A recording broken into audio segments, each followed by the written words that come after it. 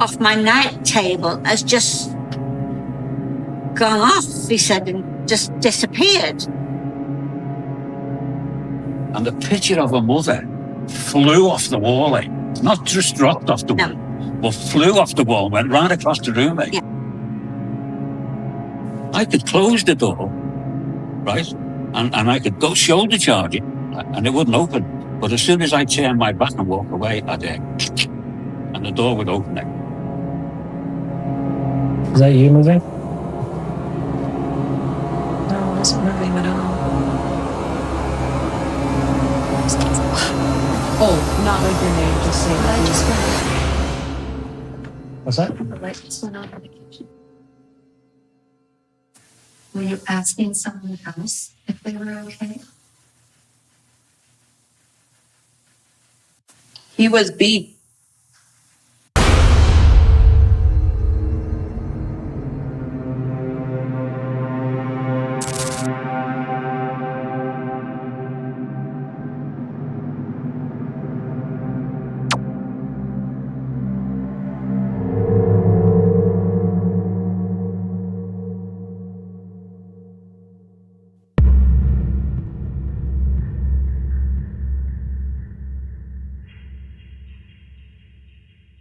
Hi, my name is Norma Roberts, and I've got the Sparta House Tearoom.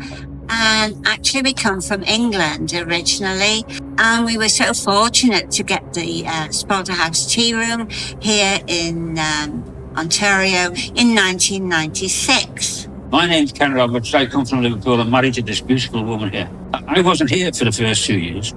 I had another job for the first 2 years. So Norma was on her own for 2 years.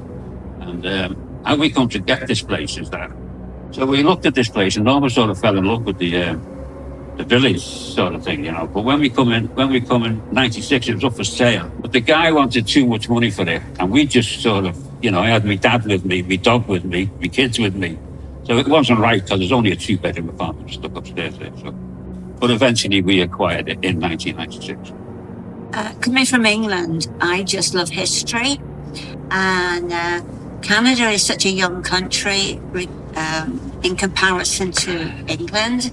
I did some research and questioned people, and I just loved it. I just loved the history. So what did this place used to be way back in the 1800s when it was first established? Originally, it was built as a hotel. And when all the traders used to travel from London, St. Thomas, and all going down to Port Blue, whatever, Horse and Park then, you know. And this was the stopover. So upstairs, they used to be divided into, we had the plans, didn't we have the plans or something?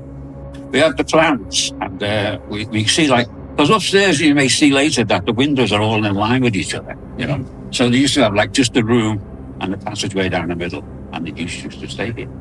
And then it evolved into all different types. It was a hotel with a dance floor, a ballroom, which is upstairs now where we live. Unfortunately, we don't dance anymore. It also was a general store. So it was basically the hub of the village, because if there was no general store, there wouldn't have been a village, because they supplied everybody with their goods and their food and etc. And then it became a funeral home. And across the road from this building, there used to be a barn, and they used to make the coffins for the customers, shall we say, which I thought was rather nice. And we have a lot of history information in this building regarding it.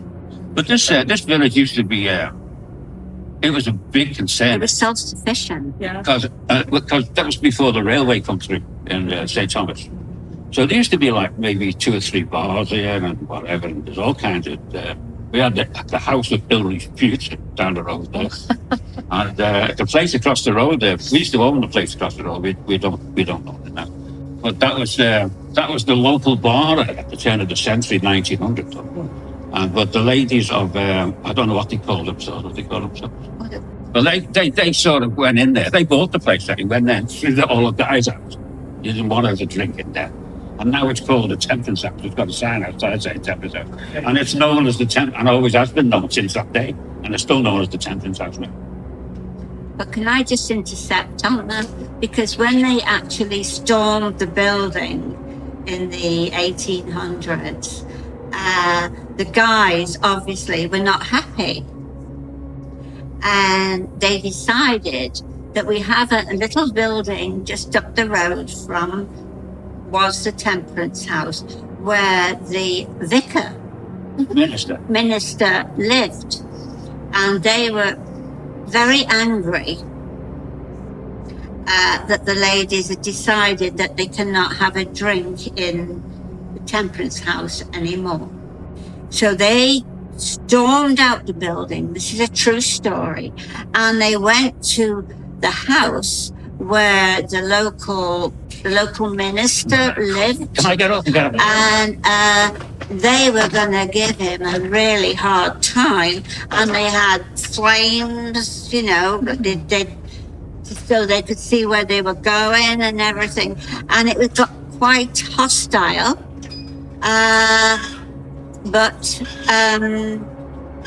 the minister was kind enough to calm the situation, shall we say, and they dispersed and went home.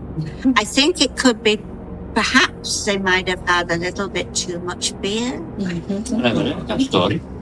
So would you call this place in particular, this exact building, kind of a focal point of the town?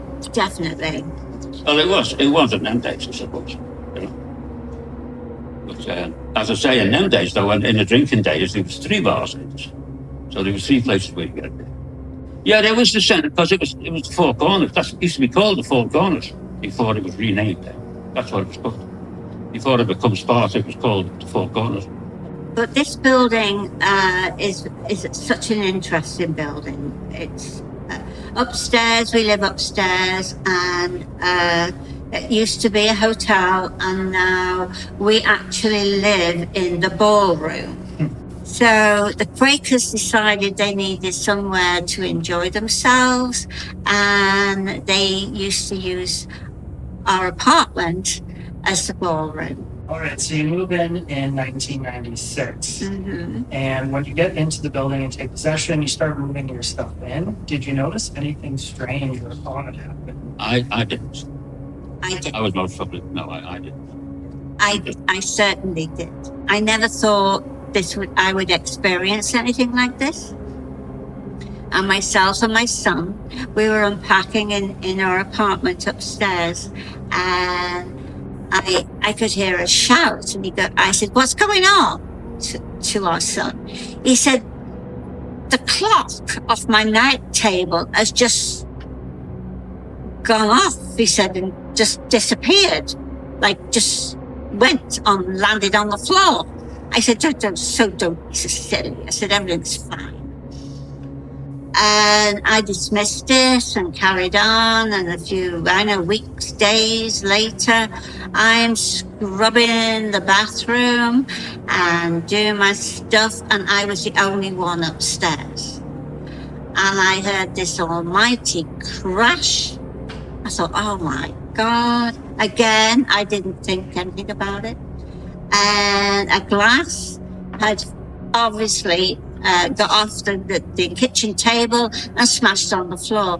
I didn't think anything of it. I brushed it up, the garbage, and from that day on, everything sort of started to fall into place. Not knowing what I'm falling into place for, because I haven't a clue at that time. But lots of interesting things happened. My husband thought I was probably a lunatic or something. Which probably. No, but I wasn't. And then I started to research the history of this building and to find out, what the heck is going on. I never felt threatened at all, but I knew there was something or somebody or whatever. Because, again, I just lived with it, Yeah, we didn't feel threatened by anything. No. It just happened that you just got on with it. You don't care. But the best one is when your mum and dad used to come here. That was a funny one, because the mum and dad come here. And they thought From England? Yeah, they've come from England. So they thought they were like in a 5-star hotel. So they used to sit on the table down there, and when the girls would walk past, saying they'd be clicking the fingers. So the girls got fed up with it, didn't they? Anyway, they shut it, and they left. Right. And all the girls were saying, "Good, thank God." We said that as well, thank God they've gone. So then the dad passed away. And then her mother's now coming up on her own to visit us for the first time on her own. And we're upstairs in the den. And we're talking on the Friday, we picked it up on the Friday morning. On the Thursday night, we're talking about her mum coming over, and we're just joking and laughing about it, And upstairs we had a picture of her mother and a picture of her father on the wall. And the picture of her mother flew off the wall, not just dropped off the wall, but flew off the wall, went right across the room, as if to say, if whoever was in here, we don't want her back. Yeah. And she come. But that's actually true. It's actually true what he said. It could be slightly different, but I heard this almighty crash in our little den that we have, and there's a photograph on the floor. I went, oh my God, what the heck is going on? Rescue mediums are here, that's when things happen. You see, the thing that's not on that episode of the things that are connected to me and Norman. Yes. Anything to do with this building was on the show. Anything to do with us two wasn't on the show. So we were told that these two ladies are going to come here, and they're going to be put in the Kettle Creek Inn in Port Stanley 2 days before they get here. And when they're in Port Stanley, they're going to find out what they're going to see, smell, hear, feel, touch when they get here. So they don't know they're coming to the Sparta House Tearoom. Anything to do with Sparta House, we have to have covered up. So they didn't know.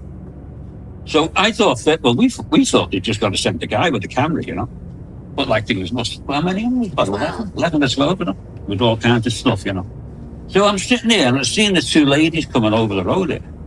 Now, I never met these ladies before. They've never been here before. They certainly had never been upstairs here before. So when I went outside to greet them, but I said, I'm not going to say anything because they'd pick up my accent. They're from England. So I went outside and they come up to me and I just went like that. And she got hold of my hand and she squeezed my hand. And she said, you're from Liverpool? And I said, yes, I am. She says, I'm from Runcorn. And that's when we showed you earlier on that she lived 15, 20 minutes from us. And I said, oh, that's nice. And I went to walk away. But she kept hold of my hand and she wouldn't let go. And she said to me, stand still, don't talk. I said, okay. So she said, I'm looking at an Alan, I'm looking at a Raymond, and I'm looking at a frightened, screaming young girl in spirit that's moved on. Now, we weren't allowed to answer any questions because it'll be like coaching to until the end of the week.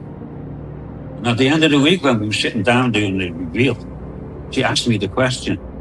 And I said, well, my oldest brother's Alan, my youngest brother's Raymond, and my sister died in a house fire in 1951.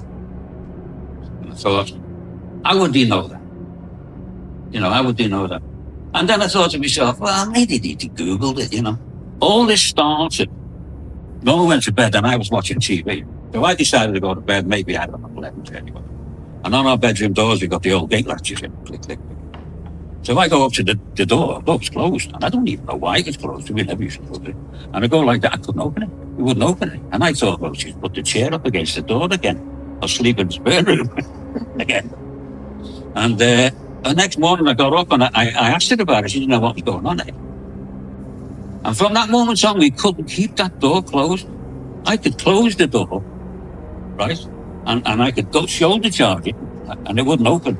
But as soon as I turned my back and walk away, and the door would open there.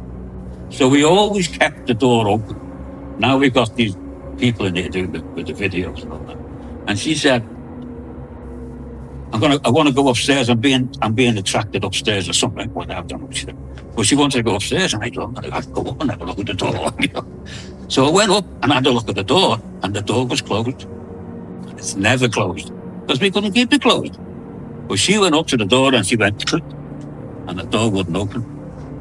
So she stands back, and we've got an old-fashioned sideboard up there. She stood back and said something to the effect, give us some kind of clue or something. Well, the sideboard doors flew right open in front of her. And she just looked down at them like that and said, thank you. And went into the bedroom, went click, and walked straight into the bedroom. So that's strange. So at the end of the week, she said, every time I went near that sideboard, we got an overwhelming name of Margaret or Martha. She said, but we're not connecting to this building, but we're connecting it to you. So I said, well, you're not going to believe this. Oh, you can if you want. I said, my mother's mother was named Margaret. She owns the sideboard. My father's mother was named Martha. She owned the oil lamp that was on the sideboard. Now that's the one that got me, because they didn't know what we had upstairs. Even if they Googled it, they wouldn't know. And it just sort of got progressively worse after that. By progressively worse, what do you mean? Well, you know, all kinds of things. We were all kinds of things happening. So everybody kept phoning up saying, when's it going out on the TV? I said, I've got no idea. So I phoned up the guy, and his name was Michael Lamport. And he said, I just sell it onto the Oprah channel and they put it out when they want to put it out. So we decided that we're going to have a premiere evening, like at the Oscars. They sent us the disc. So I got the red carpet down. We hired a real butler, didn't we? Yeah. Rudy the butler. And we had people parking the cars for them. Everybody comes dressed. Everybody comes dressed except for there's only 3 guys here. They didn't come dressed. If I can just intercept it, it was a charity that. Oh, we done it for Make-A-Wish for the kids. Yeah, That's what we were doing. for the kids. So anyway, I'd done a little tour, and I told them those 2 stories that's not on the TV show to the people in there. And I said, nobody in the world has seen this show except the people that made it. And my wife and I, because we had the disc. So I said, you people are going to be the first ones. So I started playing the show. And I said to Norma, and I don't usually do this, I'm going upstairs. So I went upstairs. And then when I got upstairs, I didn't even know what I was going to do upstairs when I got there. But I decided to go into the den. So I went in the den and picked up the remote control and put the TV on. And it was being shown for the very first time on the Oakley channel as I was showing it on a disc down here. Exactly the same time. And I'm looking, I said, there's got to be a wire, something here, you know, or a router or whatever. But there wasn't. So at the end of the night, I come down, it was a Thursday night, I said to Norma, you've got to get out of here. You know, it's getting a bit spooky then.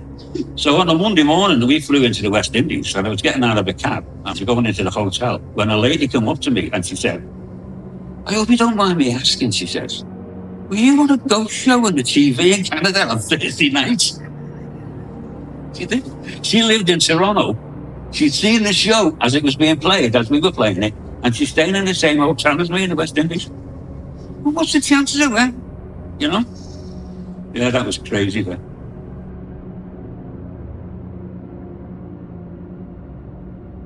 Oh, do you want me to tell you about this? This is a non-functional organ piece. So this would fit on top of an organ that you used to put a big brass disc in and wind up like. Right. And this would play as an organ. But when we first opened this place, we put this in front, didn't we? In the front there, we had a CD player or a cassette player or something with organ music on it. And they had a little passive light. So if anybody walked past it, the organ would play. No, this room was the barber shop in the Sparta House Tearoom, probably a few hundred years ago right now. And it's quite nice story to tell, because in those days, obviously, no hydro, there was no running water, there was no facilities in this village. And so what happened was, where I'm standing right now, there used to be a curtain, okay? And in front of me was the barber shop. So we had this little business in the barber shop. And then behind the curtain, that's where he lived. And I'm not quite sure about the facilities which were used in them days, whether they had any running water or whatever. But I just think it is so cute. This guy lived in probably a 10 by 10 room, and that was his house. The original staircase, which we'll see maybe in a few minutes, was actually here, coming from that. That was the front door, and people come up here, into the room upstairs, which was the ballroom at the time. And you'll see where the staircase is now. And I always wondered when we lived, because we live upstairs, why did they have a staircase in the middle of a ballroom, eh? And then that, whatever her name was, that medium girl, she told us that it been moved from here. And she was asked to come in here in the 80s to do a show, wasn't she? I don't know if she did she? And anyway, they moved the staircase over there, so that's why it's not here now, which it used to be here. If anybody's interested in golf, these are the sets of the Lady Golf Club, and on the club head, it's got Lady Diana, and this was the first Lady Diana. Her original name was Lady Diana Manners.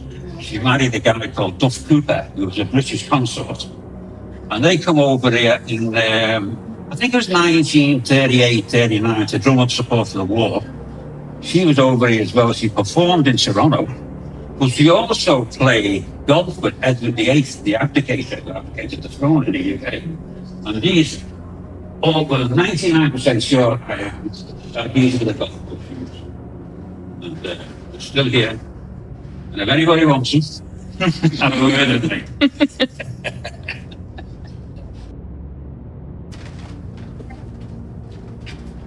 Okay. You want to mention that this is the staircase that used to be at the back. It's now come here. Okay, yeah, perfect. I'm just gonna get a quick shot of the stairs. It's the same staircase, only it's moved. That's so cool. The stairs would have come in the center of this room. So this was where your son experienced the alarm clock? Yes, Okay. yes. There.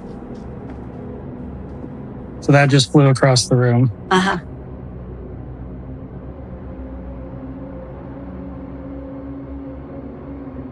Okay, now we're upstairs at the Sparta House Tearoom. And this used to be the hotel. And these are the rooms, if you can imagine this, that the people stayed in from the coach stop. This was the hotel. There was no running water. You had a mattress on the floor. It's not like it is today.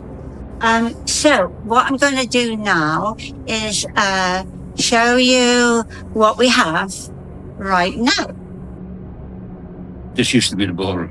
So you can see the windows are all opposed to each other. There'll be one window there, but that's where the door is. There's another window here, which would have been behind the fireplace there with you. There's another window there. So every one is all in line with each other because they were just rooms. And through the center would have been the passageway to get into those rooms. So those two bedrooms you just seen wouldn't have been there. The den here, that wouldn't have been there. And that's when it turned into a ballroom. And then this is all open. The staircase there, as we said before, used to be at the far end. So this was just one big room where people used to dance. And these are the original beams upstairs. There used to be a watchtower in the attic here. A watchtower? Yeah, I don't know that it's still there because I won't go up there. Oh. I won't go up there. I mean, I've been in a lot of attics in my time. So this is the infamous cabinet here. So I'll tell you what you've done. As I said before, this door, you always kept it. It's always like that because I couldn't keep it closed. So when she come on, she walked straight to this door. And have you seen on the film, can I say that? On the TV show, this is where they actually got the two spirits together in this bedroom. Yeah. Okay. So she goes, the door won't open. So she stands back by the sideboard and she said, give us some kind of sign. And these doors just open. Okay? And she says, thank you. Closed the doors and went up to the bedroom and just went and walked straight in.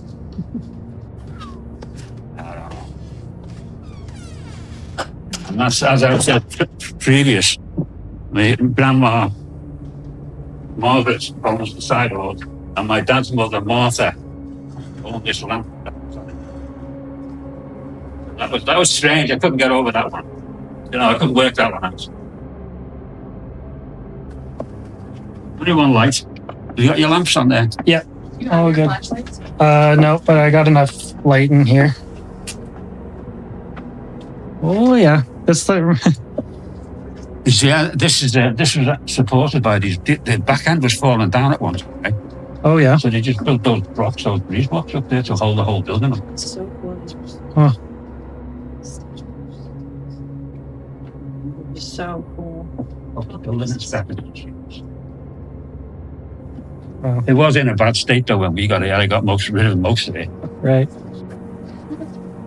So if you go through there, that would take you beyond the bar where the bar is, eh? Oh yeah. And then that way will take you into the other basement, although it's not open that way. Right.